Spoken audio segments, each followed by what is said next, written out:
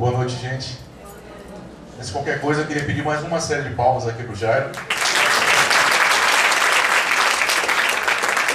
gente já conhece essa grande figura aqui, é por isso que a gente quis trazer ele para cá hoje, para esse momento, para que a gente possa refletir um pouquinho, né, sobre a nossa própria vida, né, a vida de vocês pediatras. Eu tenho 15 anos que trabalho na Nestlé. Esses 15 anos, o meu trabalho, basicamente, é estar com o pediatra.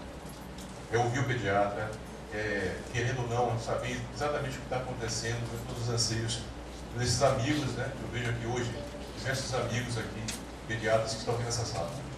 Então, gente, graças a isso, a gente não consegue, às vezes, te deixar de misturar os sentimentos, né? A gente tem uma relação comercial, mas ao mesmo tempo que é uma relação de amigo, uma relação de respeito. E quando eu vejo a história da Nestlé, 90 anos, né, junto com a pediatria, eu estou aqui nessa sala, eu me sinto muito feliz e muito orgulhoso de estar aqui com vocês. Tá? Então, por isso, a gente trouxe o Jairo aqui não para falar de produto, não para falar de nutrição, né, que é o nosso assunto principal, mas para falar de vocês, para falar do pediatra.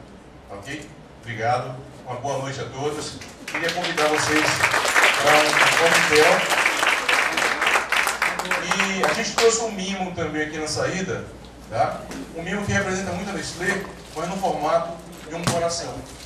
Um coração que eu deixo aqui para vocês.